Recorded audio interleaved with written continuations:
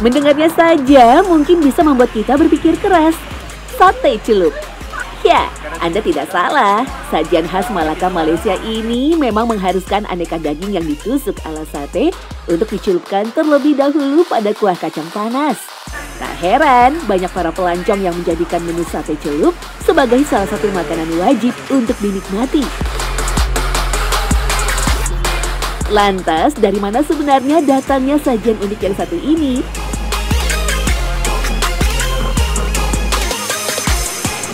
Interesting sih, karena kan belum ada di Indonesia kan, baru di Malaysia. Terus ya rasanya tuh kayak suki, tapi bumbunya tuh kayak khas sini, jadi kayak ya menarik aja. Enak, oke. Pedasnya juga pas. Bolehlah dicoba kembali. Penasaran aja sih. Jadi kita ada istilah sate celup ini, saya penasaran gitu loh. Seperti apa gitu. Oh ternyata mungkin seperti kalau di Indonesia kayak di suki gitu, macam-macam dicelup pakai kuah. Tapi ini pakai apa? Saus ya. Saus kacang kali ya.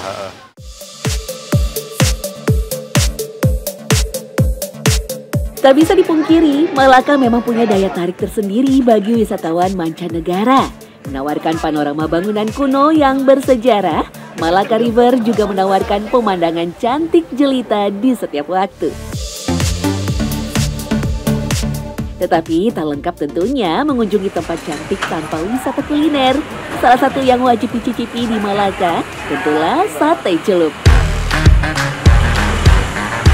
Disebut juga sebagai sate steamboat, Malaka bisa dikatakan sebagai surganya sate celup yang konon mulai marak pada awal tahun 30-an.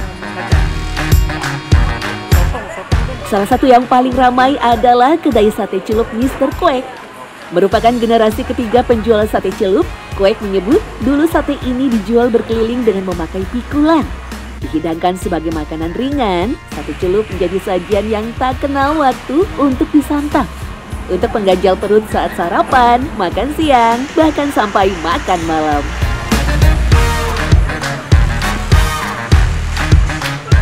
Sebenarnya sate celup adalah satu makanan ringan, tetapi bentuk dia macam sudah ditukar.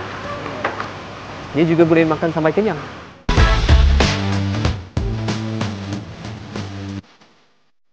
Baru pada tahun 80-an, rata-rata penjual sate celup mulai mendirikan kedai dan mengubah jadwal berjualan. Malam hari dirasa lebih cocok untuk menghidangkan sate celup yang penuh bumbu rempah.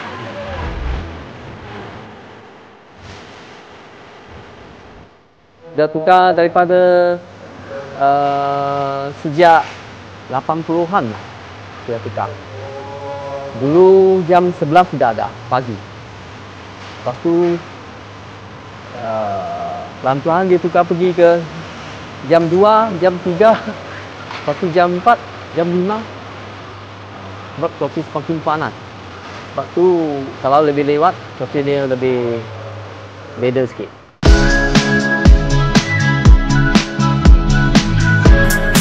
Sate celup memanglah hidangan yang sangat unik. Tidak hanya memakai daging ayam, kambing, atau sapi, sate celup juga memakai aneka seafood seperti udang, gurita, dan cumi, sampai sayur-sayuran dan juga jamur.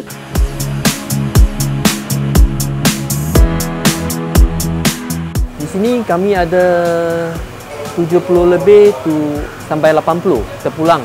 Kadang-kadang barang itu seafood yang tak ada, itu kita tak jual. Dekat-dekatnya minimum pun ada 75.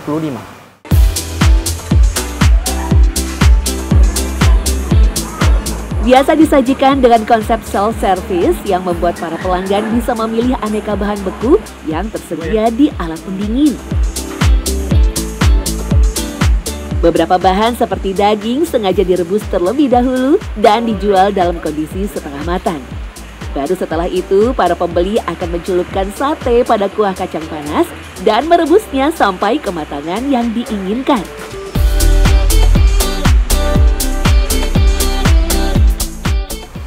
Peanut sauce. So dia tidak mengandungi ada apa-apa. Dia cuma kemakan resepi dia daripada bahan mentah asli. Contohnya macam bawang, bawang putih, bawang merah. Meski Quack menyebut tak ada rahasia khusus pada kuah sate celup, faktanya kuah kacang menjadi salah satu kuncian lezatnya sajian ini. Bercita rasa super gurih, kuah yang berupa saus kental tersebut setidaknya terdiri dari 22 bumbu dan aneka rempah. Dari kacang tanah, cabai kering, bawang merah, bawang putih, serai, hingga gula merah yang dimasak hingga kental. Dalam sehari, Quack dapat menyiapkan ribuan tusuk macam-macam sate untuk dihidangkan. Harga itu mulai daripada ringgit Malaysia RM1.30 ke ringgit Malaysia RM3.80. Tak tentu. Lihat tak apa benda yang different dia. Harga dia tak sama, cost dia pun tak sama. Lebih premium sikit lah di Melaka sahaja. Sementara dekat Melaka saja. Sekarang pun boleh dengar lah. Ada macam di Johor baru mulai.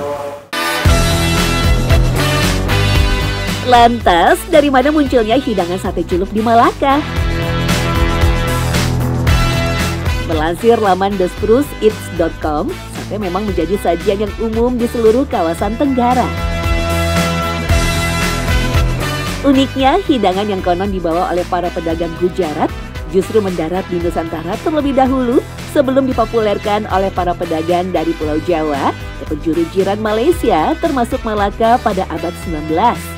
Karena itulah banyak sate dipadukan dengan bumbu kacang, di mana Jawa menjadi salah satu sentra produksi di abad 17. Yang menarik, hidangan ala steamboat alias memakai bejana yang dipanaskan ini telah dikenal di Cina sejak era 3 kerajaan 200 tahun sebelum Masehi.